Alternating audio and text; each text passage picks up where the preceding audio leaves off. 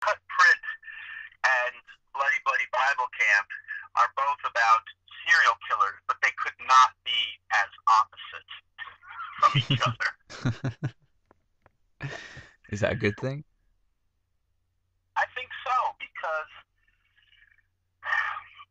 Bloody Bloody Bible Camp is very much in line with the stuff that I've done, and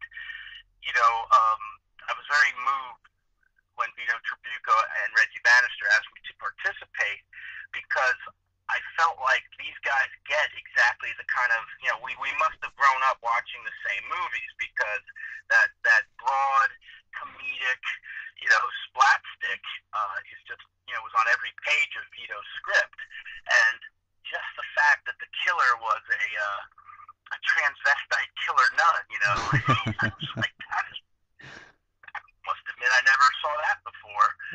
And then when he added the devil mask, I just was like, this is really, really actually creepy and it could be fun. And then with Cut Print, I was intrigued by being asked to participate in Cut Print because, my tastes tend not to go into the very extreme, sadistic, what people often refer to as torture porn.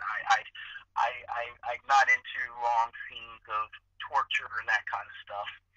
And yet, when I watched Cut Print, the initial cut that they had, I was fascinated by the killer and by the style of the film, and it was very dark. It was definitely there's no splat stick in this one. This is dead on reality, and the fact that the actor who had played the serial killer, whose name is the Maestro, the fact that he had tragically and horribly committed suicide while they were filming, and that's why the film was on the shelf.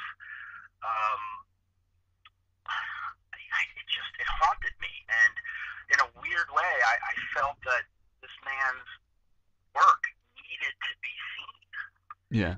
This was his final performance, and it was something else. I mean, it's and I felt, let me try my hand in something that is polar opposite from Maniacs and Werebears and even Sister Mary Chopper. So it's very interesting to me that these two films are coming out at the very same time because they really are yin and yang. So Cut Print is much more of a serious horror film. It's dead serious. Um, it's and it's a film that was utilized the technique of the sort of documentary style, in that these two filmmakers are doing a documentary on serial killers, and they put an ad out asking for people to send in their videos, and they think they don't expect anything. It's a whole sort of meditation on what people will do to achieve fame and success, and how people become numb and desensitized to violence when they can go on YouTube and see real Taliban beheadings, or see the corpse of Gaddafi lying on the ground. It's become so numb to that, and that does eventually have consequences. That stuff will come and bite you on the ass. And what I really like about this film was that you have these two cocky film guys who remind me so much of the slick Hollywood types that annoy the shit out of me. So it was kind of fun to see this whole journey turn on them, where they mess with the wrong person, and they really do catch a very serious and real serial killer, and he is sending them basically snuff films. And what I loved about it was it made we got this stuff. At first they go to the cops don't believe them, so then they kind of become accessories because they're getting this guy keeps sending them snuff films, and they are planning on putting this in their documentary and getting this great fame. And it doesn't work out too good for them. I can imagine. It sounds really interesting. I mean, I always like these kind of It sounds like a very timely film. You go into, people, how much people will sort of, pay for fame these days, all these reality TV shows and everything. And I think it's always interesting to see how sort of reality influences filmmakers. Well, and it was interesting because when I first was brought on board the film, again, what had happened was Nathaniel Knowles, who was a very good young director in Detroit, now he's in LA. He had done this film, and then the actor tragically, that was very bizarre. The life imitating art, imitating life, imitating art. Just that going on and on. Mm. They had a very good first cut, but there was so much missing because it's almost like that River Phoenix film that just has been put back together that he was filming when he died. Yeah. And it was sitting on a shelf for 2 years, and Jordan Levine, who was in Field of Screams, is also a producer. He knew Nathaniel Knowles, and he brought the film to me, and I watched it, and I thought, there's definitely missing holes here, but if we can find a way to fill those holes, I think we've got something really cool. And what struck me most about the film was the character of the maestro. So we didn't have Randy Goodwin, Godwin, Godwin, was the guy who played the maestro. But what we decided to do was have a whole bunch of, since the whole film was shot like, a documentary, these people are filming this, we thought, well, the maestro really wants to be a filmmaker. And he doesn't see himself as a killer. He sees himself as a filmmaker, and these deaths are his works of art. So how would somebody become a person like that? And we came up with the idea, and I brought on Adam Robitel and Gavin Heffernan, who had been with me on Chillerama, and basically we came up with we decided to sort of take the film apart and then put it back together in a different order and add some new pieces, some new puzzle pieces. And those puzzle pieces were the backstory of the maestro. And we thought, if this was a kid who had these, overbearing, parents, the idea that maybe somebody in their, had children later in life in their 40s, and they just filmed everything he did with a Super 8 camera, and the kid couldn't even take a bath or take, anything, sleep, eat, without being constantly on camera by these twisted stage parents gone to the extreme. And, after a while, when the camera's always on you, and then, his hatred towards them, you could see somebody turning the camera on society and lashing out at society and filming his vengeance.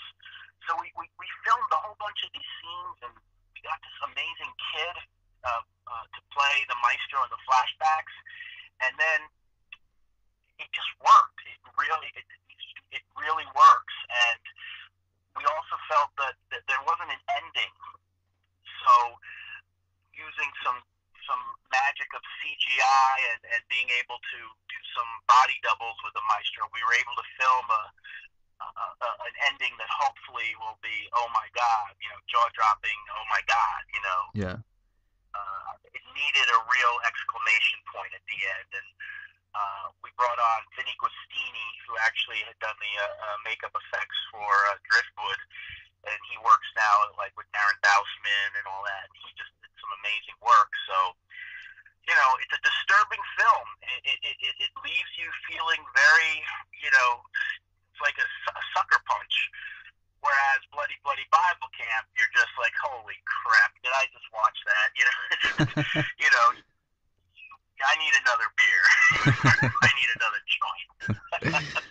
And then with all the Catholic scandals going on, the character of Sister Mary Chopper actually doesn't seem that far removed from reality, I don't think. Not really. I mean, Vito Tribuco, who is the writer-director of Bloody Bloody Bible, he and I are both recovering Catholics. And the irony of it is, we were talking about how when we were kids, so much of the things that scared us weren't Dracula and Frankenstein. It was, anything that had to do with, The Exorcist. I mean, you go to church and they're telling you how you're all going to hell, and it was, one of the scariest things for me was when I was a kid and I was in Catholic school, and I had to go through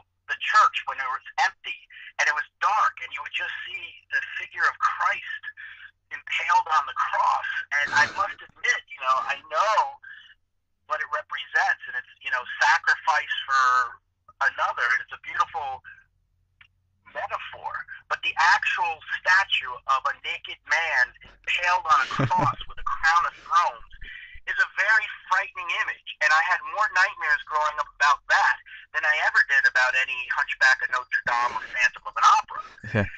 And, you know, and it's so interesting to me that whenever something bad happens, like Columbine or the horrible killing at the Dark Knight screening, people are always blaming, a video game or a rock and roll song or a horror movie, and there might be truth in that, but nobody ever looks at the fact of what religion, and specifically Catholicism, can do on some kid.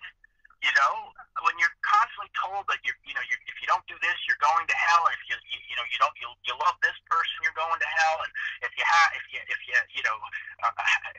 give into your hormones before you're married, you're going to hell. And if you have a baby before you're married, you're going to hell. And there's just so many things that are just natural explorations for teenagers. And to be told that that's all evil and bad and you're going to hell, and then you just think of yourself in hell on a cross. I mean, trust me, that leads to movies like Bloody Bible. That's a very good point. I mean, so many movies are just blamed on all these, tragic events, but then you look at, these wars that are going on, and it's pretty much all down to religion and, religious extremism and indoctrination. It's all down to, what these things people believe in and things that they should or shouldn't do according to scriptures and books and things like that.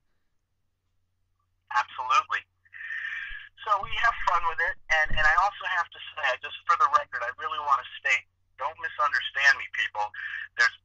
I'm a spiritual person, and I believe in my version of God, or a higher power. I'm talking about organized religion. I'm not talking about spirituality. I'm talking about organized religion. There's a big difference. So Cutprint and Bloody Bloody Bible Camp are the first two features from your Tim Sullivan Presents producing venture. But of course you made the Stephen King short, One for the Road, with Paul Ward, as your first sort of venture in that. Did you consciously make a short as a means to kind of get your feet wet with the whole Tim Sullivan Presents thing, or was it just the kind of story just spoke to you?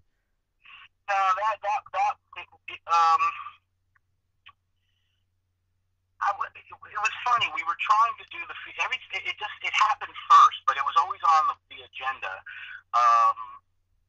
One of the things that's very important to me is loyalty, and I've been very blessed that some very talented people have lent their time and talent to my films. And Paul Ward, who is a friend of mine from Dublin, he actually flew out to be an associate producer on Bears and to actually act in it. And he's a damn good director in his own. So I wanted to show him my gratitude and produce something for him, just like I wanted to help out Vito and I wanted to help out Nathaniel Knows. So many people have helped me out in my career, Gene Simmons, John Landis, Ray Manzarek of The Doors, and I just feel it is so important. If you're in a position to help somebody make a movie and get their vision up there, do it. And, so it just so happened that Paul got the rights to the Stephen King short, and we were just ready to go. And Reggie was there, and it just happened first. But in retrospect, it really was a good way to get the team together for the first time, and sort of test out the formula, and it worked really well. So with the features, you're going the self-distribution route. For the benefit of readers, why did you decide to go down that road, and what do you hope to achieve? Well, it's very interesting.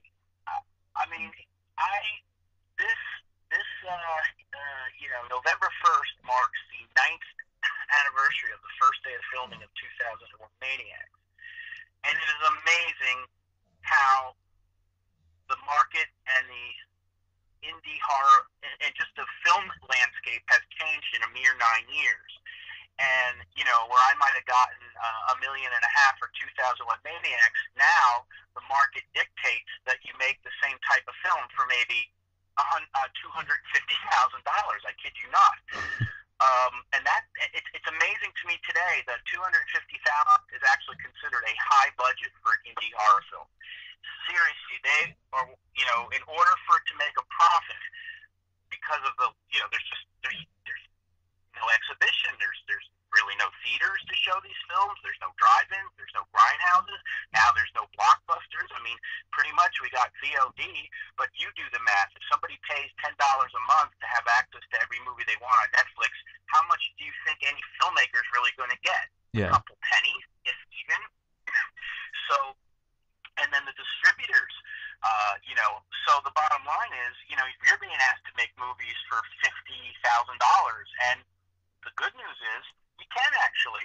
You can. I mean, you're not going to get something like, The Avengers in IMAX 3D or Skyfall, but you can get some quirky, cool alternative programming thanks to the lack of the cameras are cheap. Editing is, you can do that on your computer, and you can do the sound design, and people can create music, and there's always film school students and fans who are talented and are willing to help out for experience. So you can get some good movies done. But then what happens is, so you make something for a low, I learned this on Chillerama. I mean, we made that movie. I mean, I'm not kidding you. Chillerama was made for probably what Michael Bay's, limo service on any one of his films would be. And even with that low price, because we went, through an actual distributor, all the expenses, I mean, you go to their office and they got a giant office with, 150 people of overhead that they have to pay. And, every single thing they bill you for, if they have a lunch to discuss it, that's a couple $100 they knock off the profits. So by the time, they're paying you what the movie made, but then they deduct this and they deduct that, and they had to pay this for that, and then, this for that, you're left with nothing. And, we realize you go to a convention, and you sell a signed copy of your movie for $30-$40. The fans are happy because they get to meet you, they get a photograph, they get a personal copy, they get and the filmmakers make more money than we do from the distributor. I may, if I'm lucky, get a couple of pennies for every Chillerama sold, and but if we sell it ourselves, we get it all. And it's not a matter of greed, it's a matter of survival, because, this is our jobs, and, when all you're getting is a couple of pennies for a movie that took a year and a half of your life to make and promote, it just isn't worth it. So you either become, a teacher at a film school, or a librarian, or, you become a waiter, or you find a way to make the movies at a low budget, and then you sell them directly to your fan base off of Facebook, off a website, off a web store. And what I find is, the fans actually prefer that. I mean, quite frankly, in 1980, if I had a choice between, going to Tower Records and buying American Werewolf in London and knowing that John Landis isn't making, is only making $1, or if I could actually have bought American Werewolf in London from John Landis, personally signed to me, along with a picture of him signing it, limited numbered edition, for 10 or $20 more than what Tower Records would, or Amazon now in these days. Fuck yeah, I would have done that. I mean, I would have gladly bought Halloween from John Carpenter and Nightmare on Elm Street from Wes Craven, and now social media has completely lowered the wall between the audience and the filmmaker, and it's really, voting with your purchase. If you want to see movies that are very unique, like VHS and Theater Bazaar and Hatchet and these kind of really cool movies, honestly, the only way you're going to ever keep these movies alive is if you support with your dollar and get them directly from the filmmaker. And of course, there's the regular, the non-fan will be content just getting it downloaded for $1 on Netflix. But the real fan wants that hard copy with the nice booklet and the nice packaging and the bells and all the extras that you can't get anywhere else, and an autograph. So this really is becoming the future for indie filmmaking. I tested the waters with my uncut deluxe remixed remastered version of Werebears. Unfortunately, by the time my mix and color correction got to the distributor, something went wrong. It was like, you're running and running with this torch. You spend a year and a half getting your movie perfect, and then you pass the torch off to the distributor, and somehow in the mastering, they drop the torch. It lives like that forever for everybody. And it was not the mix that I wanted, and it was not the color correction that I wanted. So I was finally able to fix that and present the film with the 8 minutes that I always wanted to be in there, and offer it to the fans. And it's been a great success. And director of Bloody Bloody Bible Camp, Vito Tribuco, we decided to do the same thing with Bloody Bloody Bible Camp, and that's been a big success. And now Cut Print is going to be distributed the same way. So how do you think independent filmmakers who perhaps don't have, a fan base, or if they're just starting out, what advice would you have for them if they don't have, if they're not established in terms of self-distribution? Yeah, that's a very good point. I am blessed in that, I've been able to build a fan base. And what I would say about that is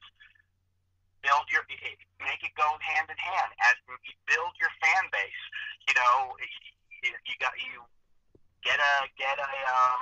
get out there put it out there on Facebook, get a website going for your film, take ads out, banner ads out on, in Fangoria and Rue Morgue and Horror Hound, and hit the, Dread Central and Shock Till You Drop and Ain't It Cool News, and just get it out there and Twitter it.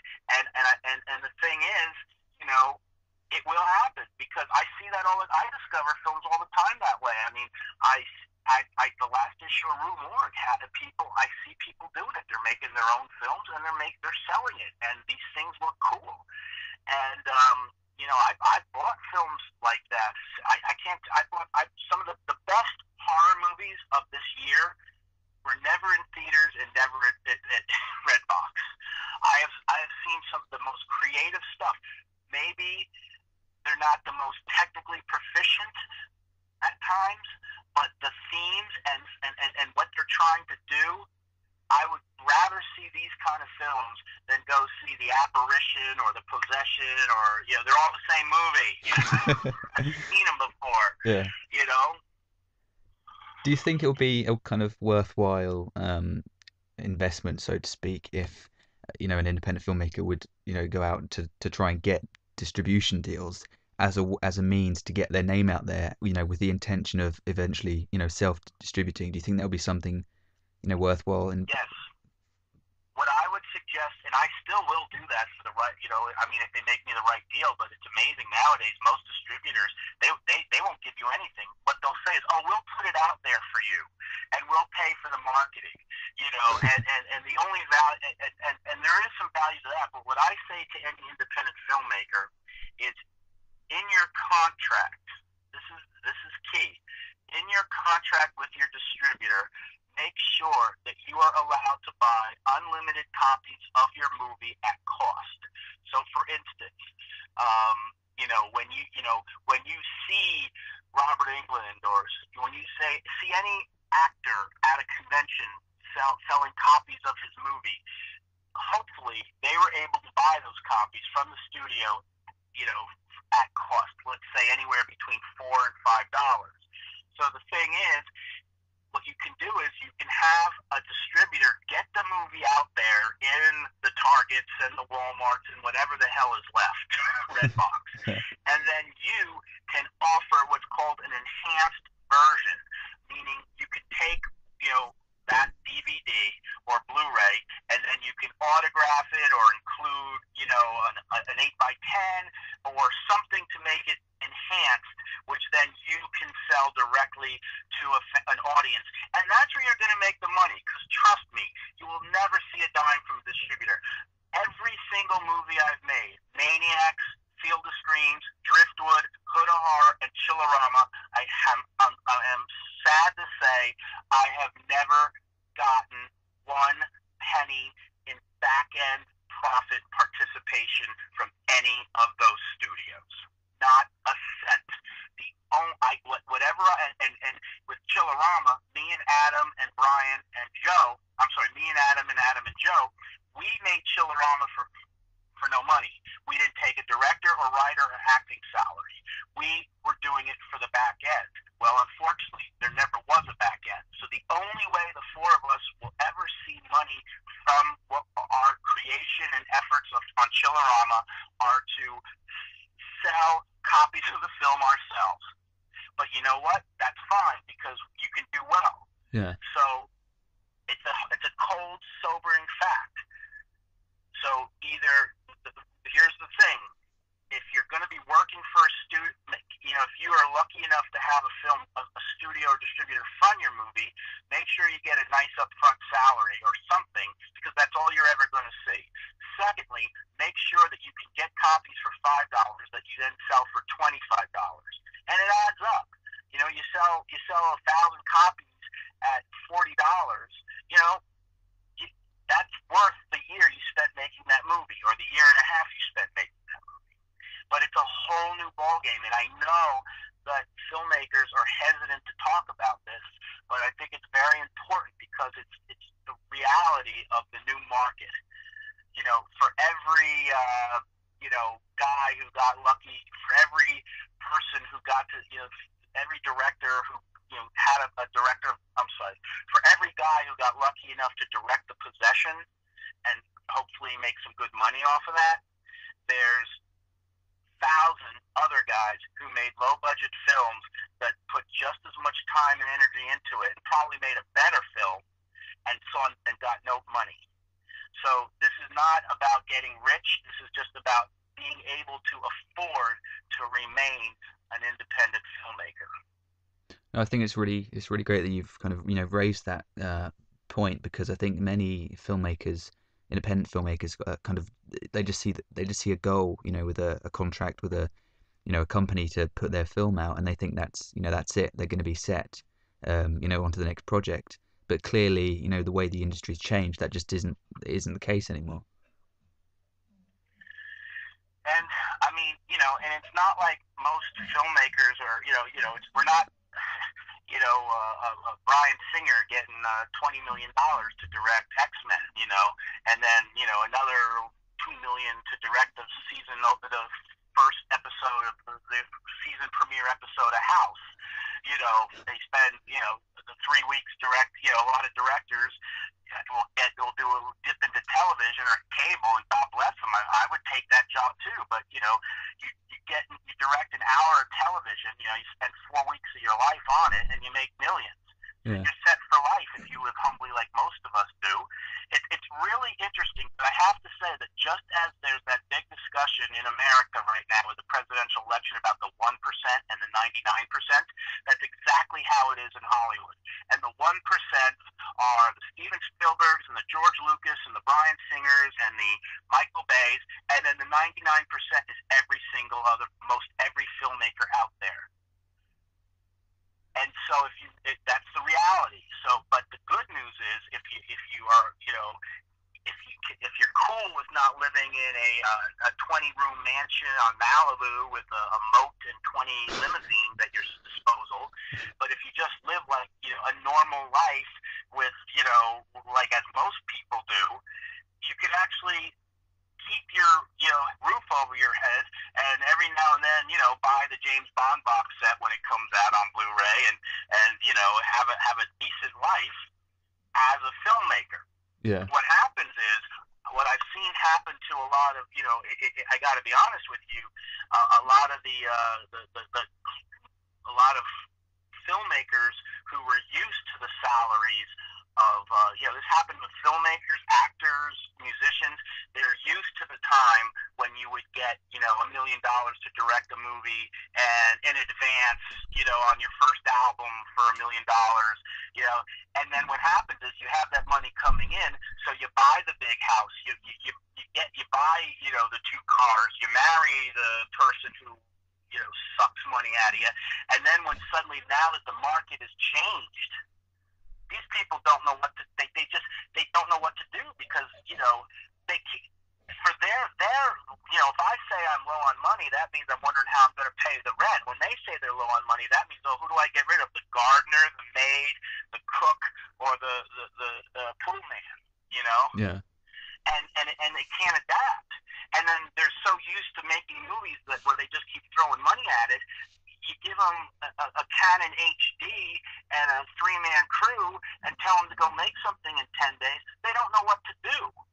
So who really are the true artists, the true filmmakers, the guys who have 100 days to make a movie and have unlimited budget and can shoot something from every angle and spend a year editing and re-edit and reshoot, and there's always that safety net underneath them, or the filmmaker who's told you have 10 days, no reshoots, no over schedule, over budget, and you got to tell this story in 10 days or you're fired. I really think that, hunger and, a modicum of poverty, so to speak, metaphorically, makes better artists. Because when you're comfortable, you get lazy, and then you get movies like, The Phantom Menace, Attack of the Clones, and Revenge of the Sith. So where do you see movie distribution in like the next 5 or 10 years? I don't even know if I do. I mean, I don't know. I mean, I look at the music industry. I mean, the music labels are practically non-existent. I think that, what happened to the music industry? It's almost like people give away their music so they can make money off of touring and merchandising and licensing their songs to, cell phone signals and what, I think that we're getting to the point, and now, it's when you have plasma TVs and surround sound and 3D in your own home, it's going to take something really special to get the average Joe out into the theater. I mean, this was so shocking to me. My friend Pete Shink, who wrote the movie Legion and edited Detroit's Rock City, he's a professor at a film college here that will remain nameless in LA, editing. And, he had his first class last week, and these are kids now. These aren't just the average kids. These are kids who are in film school. And how many of you know who Coppola is? Like, nobody raised their hand. Whoever heard of Martin Scorsese? No one raised their hand. How many times do you guys go to the movies a month? Oh, maybe once or twice. Yeah. These are film students. So the bottom line is, people, unless it's that big, epic 3D, giant screen, IMAX or Skyfall, the smaller, and with drive-in now, practically a dinosaur, and video stores a dinosaur, most people are content to watch movies. It shocks me on, their BlackBerry or their laptop or their iPad. For me, movies were made to be seen on a giant screen with surround sound with a large audience.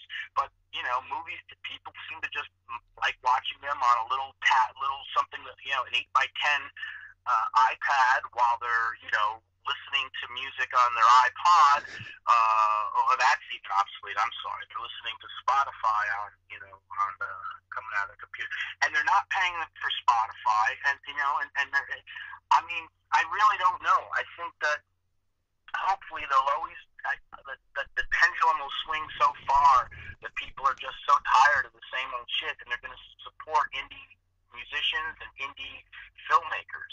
But I think you're going to see it getting to the point where the only films that are distributed are those big blockbusters, and it's going to be more,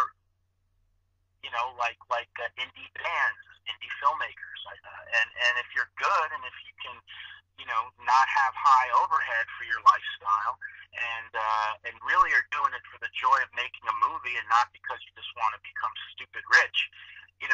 I think will be okay, but it's definitely a shifting landscape, and you have to, it's adapt or die. It really is. It's adapt or die. Yeah, I hope so, because I mean, I was trying to think you know, how I would answer that question myself earlier. As you know, I've sort of dabbled in the industry for the last couple of years, and I couldn't. It's kind of scary how uncertain the future is, you know, with the industry in terms of distribution, because it, you know, it could either go one way or the other, really. It can, but you know, there's always gonna. The one other thing that's so funny. I remember reading in Famous Monsters magazine was that when I was a kid, that even during the Depression, when people were on food lines, somehow people managed to come up with a nickel to go see King Kong and make it the blockbuster it was. Because you know, one of the greatest things when things are shitty, movies and music, and you know, it just takes our mind off of things for a while. And you know, in horror, you know, when the world is so horrifying on the outside, to be able to go into a movie theater or you know, turn off your mind and watch something on an iPod or whatever your iPad, we face the horrors and safely and get a catharsis that you know, an exorcism, so to speak. That for at least that moment or that day, we feel better until the next headline hits us about global warming or Libya or whatever. And that's life, man. And you know, enjoy those little moments. And you know, whether it's a Disney film or Hostel that takes your mind away, God bless. You know. Yeah, absolutely. Movies are escapism. It's what it all comes down to, really. And you know, there's 90 minutes or 120 minutes of an experience, and it just, you know, just turn off everything else and just get sucked into a, you know, a film and the fiction. Yep. Yep. So I mean, you know, I feel good. You know, I had a blast. You know, Bloody Bloody Bible Camp. You know, it was such an experience playing Sister Mary Chopper. And, you know, I mean, when I was 14, I saw Phantasm for the first time at a grindhouse on 42nd Street, New York. I fell in love with Reggie. I thought he was so badass. Never in a million years did I think I would be acting in a movie with him, let alone wearing a nun's habit and falsies and a devil mask. Exactly. And how did you actually get Well, involved in that as the transvestite killer nun? Reggie called me up. He had seen me on Scream Queens, and he's like, "No, you actually are kind of good actor." And I was like, "Well, I was kind of playing myself." He's like, "Yeah, but you know, how'd you like to play a killer transvestite nun named Sister Mary Chopper in a comedy called Bloody Bloody Bible Camp that my friend Vito Tributo's directing?" And I was like, "You know, that sounds like a lot of fun. 5 days in Big Bear, being you know, I always wanted to be, you know, a monster like Michael, you know, a masked monster." Yeah. And the script was so damn funny. It felt like something right out of 1979, you know, Porky's meets Sleepaway Camp. And I went, and you know, sometimes, you know, hopefully everything you do it for fun. You know, I know we have to work sometimes and do things we don't like to pay the rent, but you know, there are times when, you know, sometimes you do something not because there's a paycheck, a big paycheck, or even a paycheck, but it's just fun. And Bloody Bloody Bible Camp was one of those times, and you know, we had a blast. And while I was there, Vito allowed me to sort of take over the Mary Chopper character and write the backstory for him.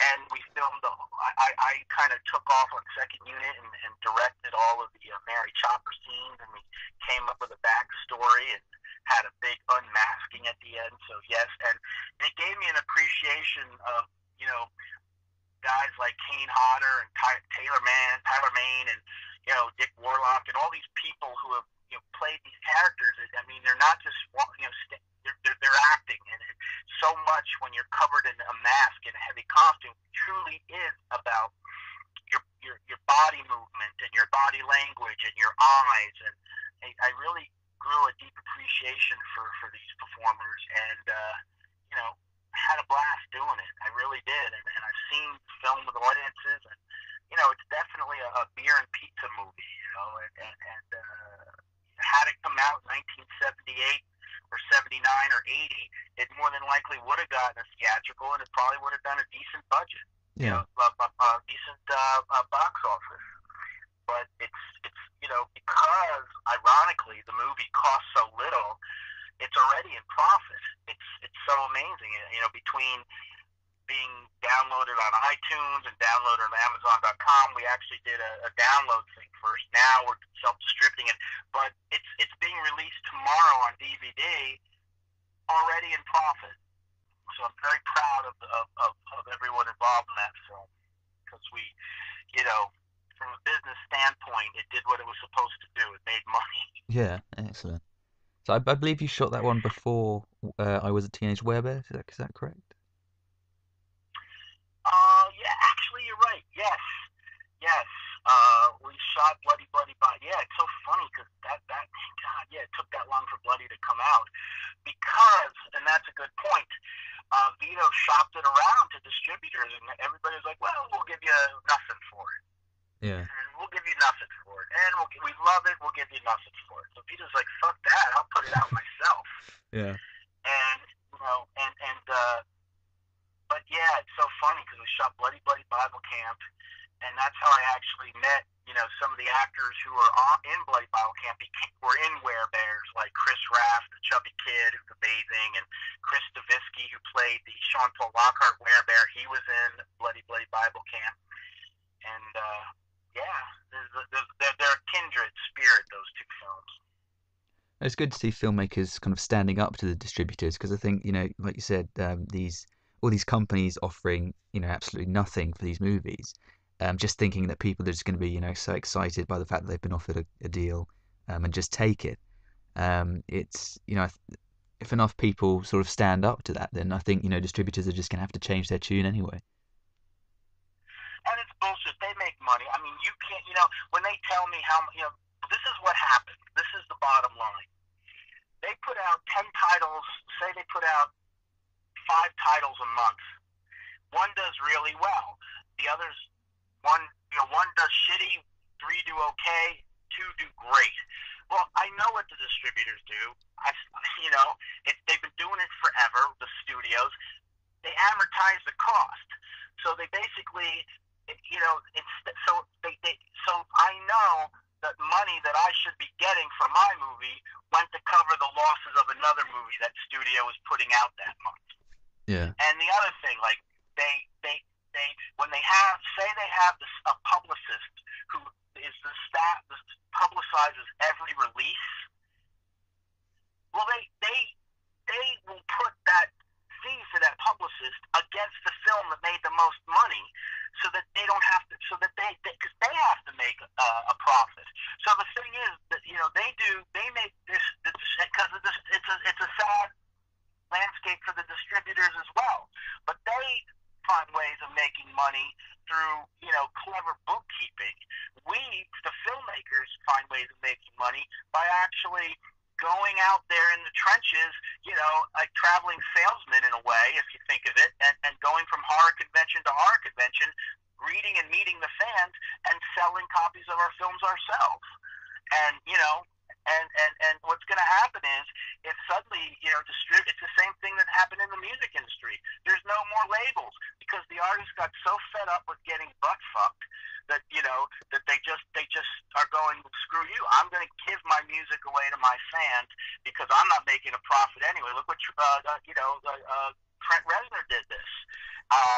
He said, you know what, I'm not making money from the label anyway, so I'm just going to give the music to the fans, and then they will come see me in concert because hopefully they appreciate the gift of my music, and that's exactly what happens with Nine Inch Nails. So if filmmakers start saying screw you, we have the means now. We used to not be able to manufacture menus and DVDs and master, but now, Christ, people could do that in their home. You can create professional packaging, and just to give you an idea, there's a place I know in LA that will make a DVD for you that has a double-sided insert, a wraparound, and artwork on the DVD itself, and it comes in a plastic case, shrink wrapped. Cost you $1.75 per copy if you order 100. Yeah. So think about it. So like if you order 100 and it costs $175, you sell them for $40, you sell 7, and you covered the cost, and the other 93 are pure profit.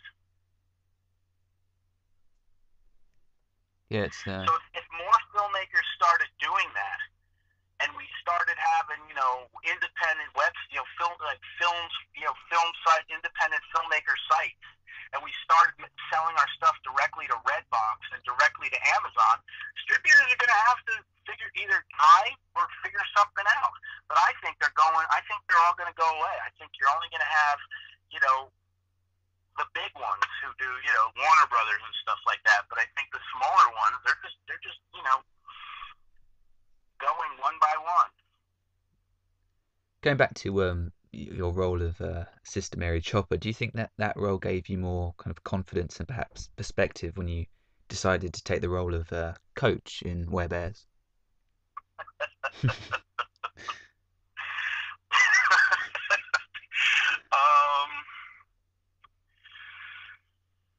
I don't know about that. That's the role of Coach was not by choice. It was a last minute thing because we had John Homa, who was my co-star in Scream Queens, was going to play it, and 2 days before he got a big movie gig, and I told him, of course, go for the big gig, and we didn't have time, and I had just. When we were doing the auditions, I would play that part. I would read that part. I did the whole voice. So it was a matter of not having any time to find somebody else. And I just figured if I'm going to go for it, I'll just make myself as ridiculous looking as possible. And I just threw myself in there, and I was like, oh my God, could I look any dorkier? Did you think taking roles like that has kind of changed your perhaps directing style? I mean, now that you've sort of been in the shoes of actors, do you think that's kind of changed your? Yeah, absolutely. I understand. I get it. When I know it's so tough on actors when they're waiting and waiting and waiting for the lights to be ready. And when I was there and I was in that heavy costume, that mask, and I was sweating, and but the thing was, as I understood why it was taking so long. So I, as an actor, actually had more of an understanding of the directors. I actually think that actors should try making films so they could, they could understand why sometimes it takes so long in between takes to get things right. But what definitely came out most out of my experience of playing Sister Mary Chopper was I realized, and Paul, Gene Simmons and Paul Stanley and Ace and Peter Kiss have told me this, and Robert Englund has told me this, and Kane has told me this, but where the real freedom comes is playing a masked character, whether it's wearing a mask or makeup or grease paint. That does something to you because it truly unleashes things that you didn't know were inside you because you're hidden from the world. And I channel things that were so, I watch the movie and I get disturbed because I'm like, where did that come from? And it was interesting because the mask, my dialogue was muffled by the mask. So after every take, I had to take the mask off and redo the dialogue. I could not face crew. I had to turn my back and do the voice. I could not, I had to close my eyes and pretend I was still wearing the mask. I could not, I don't even think I could do that voice now if you asked me to. I'd have to wear the mask. So you don't think you could actually have done that role if it wasn't masked? Not as effectively, no. Maybe now I can, but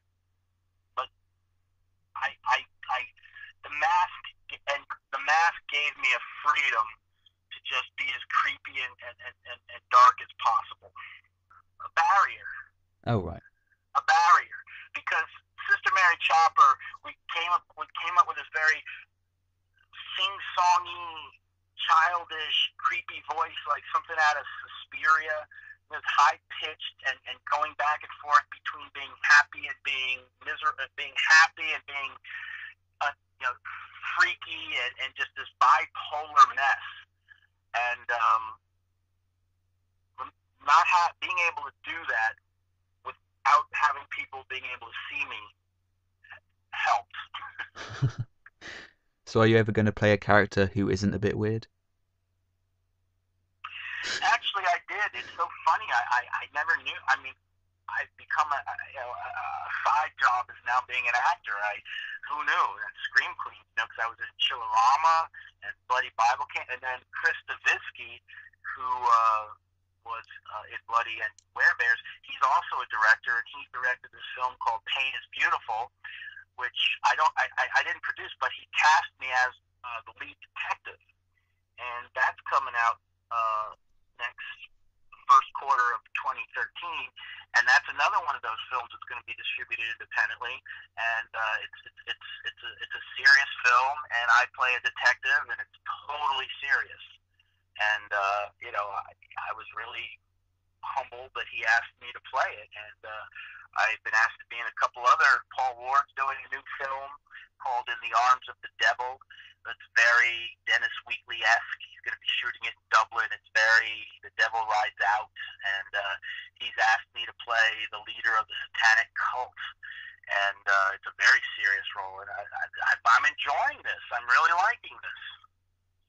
So acting is fitting into your filmmaking repertoire then.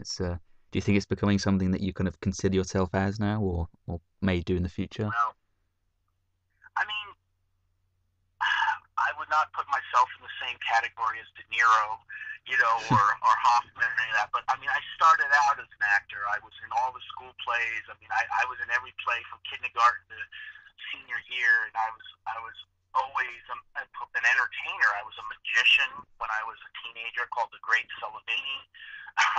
I always acted in plays, and but I didn't think I had what it took.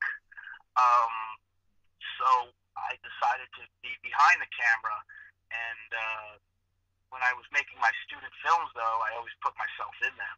But when I graduated from film school, I just decided to focus on directing. So, I have the background. It's just that I haven't tapped into that for 20 years. Yeah. And now that I'm really enjoying it. But do I mean, do I consider myself an actor? No. Not quite a thespian yet then. No. I mean, I'm having fun, and people seem to think I do a good job, but I could play. I mean, I'm good at playing caricatures. I don't know if I could be. We'll see. We'll see. I mean, I enjoy it, and I'm up for it. And I would definitely work for it if somebody offered me the opportunities. Yeah, that's good to hear. Excellent then. Anything you'd like to add about your future projects? Any POET in EXILE Well, tidbits? yeah, it's like it's interesting because I have this sort of I built this horror resume, which I'm so grateful to have been able to do. And at the same time that I'm doing the sort of self-distribution, indie producing, I'm also working on a bigger film than I've worked on before, and a non-horror film, The Poet in Exile, which I'm writing and directing, and it's based on a book by Ray Manzarek of The Doors, as you know, that imagines what if Jim Morrison didn't die. And this is going to be a bigger movie along the budget of, say, Crazy Heart and The Wrestler. And we've been talking to some amazing actors about participating, like Richard Gere and Harrison Ford and Kurt Russell, and so I'll be doing that. Again, the yin and the yang. I love it. You got the yin of the sort of prestige project, Poet in Exile, and then you got the yang of the Bloody Bible camps and the cut prints and all that stuff. So I'm grateful. I really do this because I really, really love being a storyteller, and I love making movies. And as long as I have access to a camera, I'm going to, whether I just make them for myself and my mom and sister, or other people check them out. No, it's really cool to see you dabbling in so many different genres, and like you said, from low budget horror to these bigger projects. It's really interesting to see. Well, Ray Manzarek said to me, life is not a genre. Like every day, some parts of it